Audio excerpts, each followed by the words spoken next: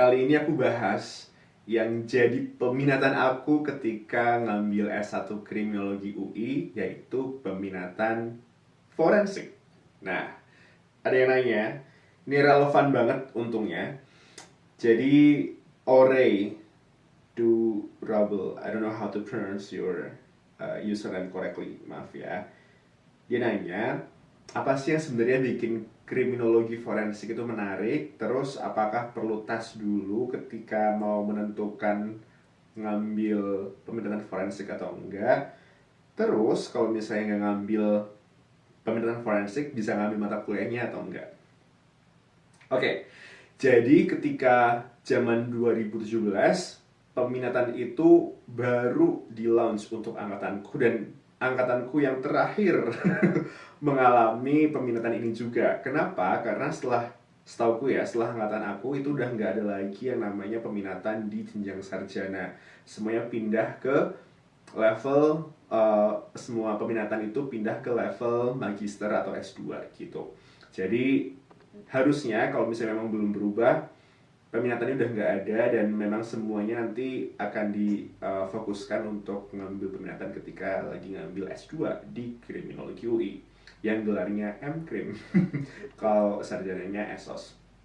Anyway, kalau kriminologi forensik, sebenarnya bahas ilmu forensik ini aku masih ingat banget dari kata-katanya Profesor Adrianus Meliala, guru besar dari Depkrim UI. Beliau bilang bahwa segala ilmu yang dipakai diaplikasikan untuk menyelesaikan kasus kejahatan itu bisa disebut sebagai forensic science. Artinya apa? Kalau kamu punya ilmu yang bermanfaat ketika dalam proses investigasi gitu ya, menyelesaikan kasus kejahatan, ilmu kamu bisa disebut sebagai forensic science. Misalnya, kita butuh akuntansi ketika menyelesaikan kasus fraud, penipuan. Jadi akuntansi itu disebut sebagai, mungkin cabang, aku belum punya expertise khusus maksudnya untuk menyatakan ini ya dan enggak, tapi cabang ilmunya aku bisa bilang itu disebut sebagai forensic accounting. Terus kalau misalnya linguistiknya dipakai buat menyelesaikan kasus kejahatan gitu ya, ilmu linguistiknya jadinya forensic linguistik. Terus ada psikologi forensik, kemudian ada lagi kedokteran forensik, medico legal gitu.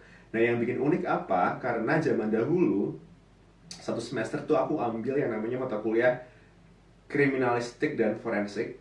Itu zaman itu aku senengnya luar biasa karena aku merasa bahwa peminatan ini cocok buat aku, karena aku ngerasa meskipun ada peminatan, aku belum saatnya ngambil peminatan. Jadi peminatan forensik ini yang sebenarnya membuat aku, mendorong aku jadi generalis di saat S1. Dan itu aku pikir keputusan yang tepat, karena sepertinya dunia itu luas dan terlalu buru-buru kalau misalnya aku langsung ngambil peminatan di level sarjana. Dan ternyata benar, pemikiran itu sejalan dengan para petinggi-petinggi dan dosen convener di Departemen Kriminologi UI gitu ya. Karena kriminologi itu ilmunya sebagus dan seluas itu, kalau misalnya ngambil peminatannya keburu-buru kayaknya kurang bijaksana gitu untuk mengembangkan keilmuan kriminologi itu sendiri. Jadi alhamdulillah ketika aku ngambil peminatan forensik, ternyata aku malah bisa diekspos ke berbagai macam ilmu yang baru-baru yang aku baru tahu gitu ya. Kayak kayak gini bisa dipakai gitu ya. Misalnya kayak akhirnya aku ngerti ada akuntansi forensik gitu-gitu ya. Aku akhirnya dapat itu langsung dari dosen FEB UI gitu ya. Dan akhirnya itu menjadi karir pertamanya aku bisa punya pengalaman di forensic science yang hubungannya sama akuntansi. Itu aku berdalam sendiri sebetulnya. Aku ngambil external courses waktu itu di NUS gitu ya. Aku udah pernah bilang di episode sebelumnya.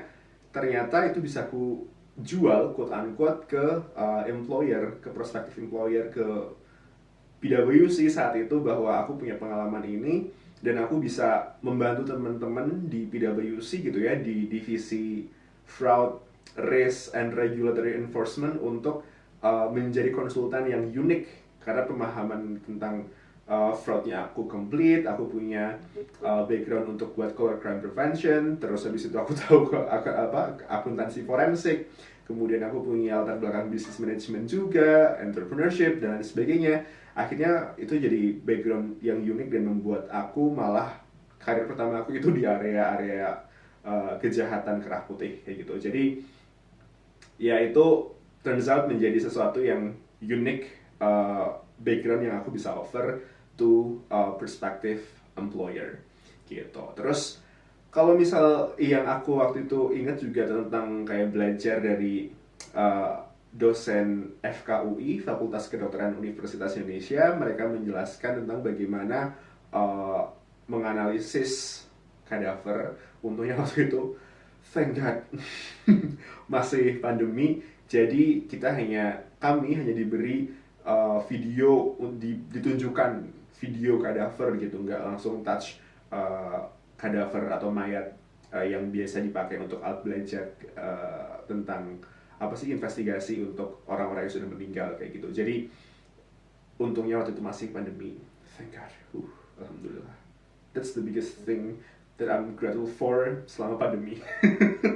Jadi itu kalau sekarang, kalau teman-teman memang tertarik sama kursesnya, pantengin terus di criminology.visip.ui.ac.id.